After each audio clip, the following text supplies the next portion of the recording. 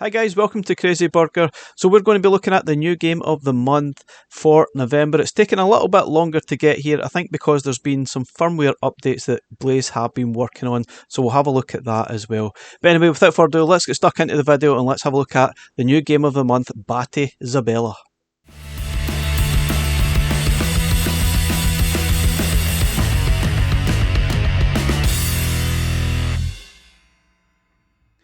Okay guys, so let's have a look at Batty Zabella, the new game of the month for November. This will be part of Indie Heroes Collection 4 that should launch round about February 2025, and you can play this on any of the Evercade devices except the Super Pockets, and you can play this for as long as you like or until you update the firmware, which most likely will be next month.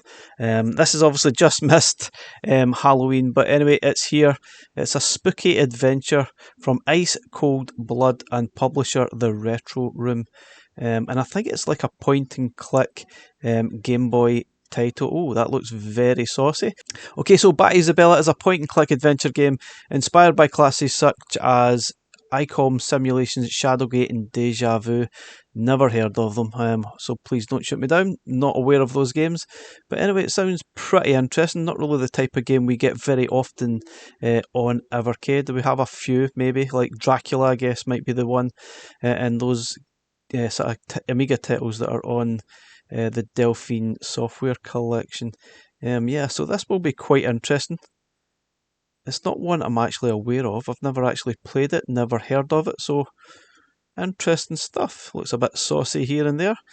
But anyway, we'll have a little playthrough in a moment, guys, but there's a few things I want to cover first before we actually play through the actual game. There's been a few updates to the firmware which I want to check first, and there's a whole load of patch notes that go with that, so let's have a look at that now. So there's patch notes for each of the different products. We've got the EXPR, the VSR, the VS, blah blah blah, and even there's an update here for the Evercade Alpha that we'll have a look at. But first off, we'll have a look at the EXP update, the patch notes for that. This is the latest version. Obviously, we've lost Flea 2, the previous game of the month, and now we have the new one, Batty Zabella. We've got airplane mode to deactivate wireless features. That's interesting. So obviously if you play on an aeroplane, you can press that button to basically deactivate the Wi-Fi. There, you've got new upcoming cartridges in the library.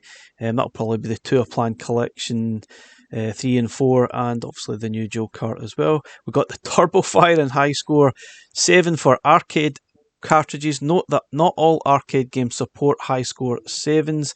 We'll have a little look at that, whether that actually works. Now that they've been trying to implement that basically for the past year. Now they did try to implement this way back, I think it was December 2023, and it caused a lot of issues. They did actually try to release this a couple of months ago. It didn't cause any issues, but it basically didn't work. So hopefully we'll have a look at that and see if it does actually work this time. Fingers crossed it does, because that Turbo Fire feature is definitely a must, especially for the upcoming arcade carts Tour Plan 3 and 4. We've got improvements to a library feature, improvements to translations for all languages. There's also some changes for the VSR. It's pretty much the same idea. Obviously losing Game of the Month and adding a new one, it's basically the same. One of the most interesting things I want to look at here is actually the patch notes for the Alpha. The first sort of firmware update for the Alpha has been released. I think there's going to be further changes right up to launch time, but we'll have a look at what they've done so far. Okay, so this is the first patch note for the Alpha, or maybe the second one, I guess. So we've got obviously the previous game of the month is gone. Now we've got the new game of the month. We've got new upcoming cartridges added. We've got the coin limiter for Evercade Alpha built-in games. I never really noticed that wasn't there previously. It's not really something I want to use. I really don't want to limit myself, but if you want to sort of do some kind of challenge, I guess that option is there. We've got the Turbo Fire and High Score 7 for arcade cartridges. The same again, not all arcade games will support the High Score 7. Improvements to library, improvements to translation, updated button combos for some hidden games on Alpha. Now, as previously revealed on our review video, this most likely will be Gotris, which is one of the hidden games on Evercade. we'll try and find out what that new hidden sort of combo is. And the other one was most likely Maniac Squares, which was unlockable on the Gatelco Arcade 2 cart, I think. Now, one of the big things here that's quite interesting I'm going to look at is Duke Nukem 1 and 2 Remastered and Donut Dodo are now supported on Evercade Alpha, and there's further native games are being worked on and fixes may arrive between the now and I guess next month. So I'm pretty sure there'll be more stuff by the time the alpha does launch at the end of this month. Now, please note, external controllers are not currently supported on Donut Dodo. We are working with the developers of each native game to implement improvements and the better input handling required for the Evercade Alpha. As soon as unsupported titles have been ported and fully tested, they will push out additional firmware updates. So don't be too alarmed. There are some unsupported games at the moment. There's not a lot, maybe just a handful, especially the natively working games. They are working on them and hopefully they will be sorted very, very soon. Now, I'm not going to have a look at the alpha stuff in this video. I'm going to do that completely separately because it's going to hold this one up. Specifically, I'm going to be looking at the Game of the Month and some of the sort of turbo fire and high score changes on the Evercade VS. So once you've done the update on whatever device you're actually using, you'll be presented with all the different changes. We've got the 2 new carts added to the library and all the games that's included there as well. We've got Tuaplan Arcade 4 that comes complete with 6 games. Now this should launch 12th of December, I believe, and it's not too bad, not quite as good as Tuaplan Arcade 3. We also have the dual cart Metal Dragon and Life on Mars added to the library as well, and that looks quite promising. I'm looking forward to trying that. I'm not sure what all the other changes are, to be honest. There's not an awful lot of details added. Obviously we now have the Game of the Month, but first I'm going to look at the high score saving and the turbo fire functions that now should now work on a number of arcade carts. Not sure which games are compatible, but I tested it on Fire Shark from Tuaplan Arcade 2 and I can happily say that the changes have finally worked. Now you can save your high score and then obviously exit the game, come back, your high score will still be there with whatever initials you saved it. You don't need to use a save state, it will save automatically. Now I don't think it's compatible with every single sort of game on the arcade collections, but the one I've tested here, it worked absolutely fine, and happy to say the turbo fire function does work really well too, which is fantastic. It will certainly stop you getting finger fatigue, and fingers crossed that will work great on the alpha as well. As you can see here, I now have a lovely high score that's been saved to this game. Okay, on to Game of the Month for November 2024. This is Batty Zabella. This is basically a point-and-click adventure, and it's a Game Boy game. And the idea is you're basically trying to save your family or find your family. I think your husband's missing at the start of the game.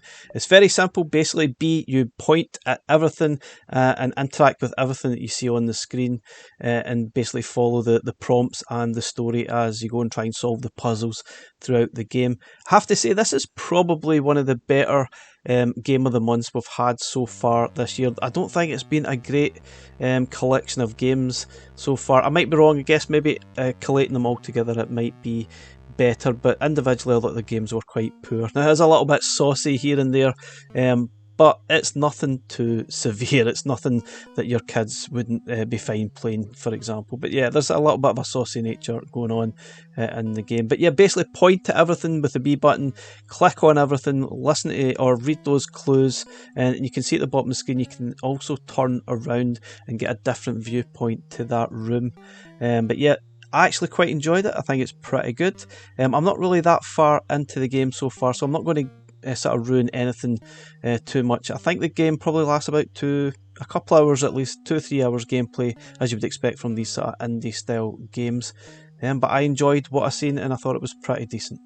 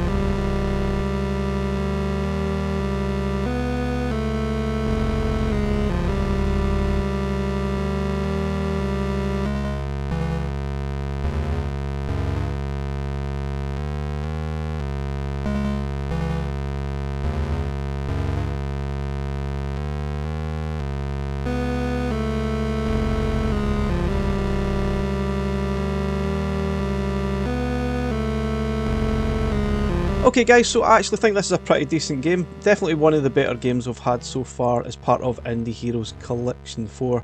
And I'm not really sure what the combination is here. I'm going to have to find the clue to find the answer here. But anyway guys, let me know what you think of this game. I think it's actually alright. Thanks for watching. Bye for now.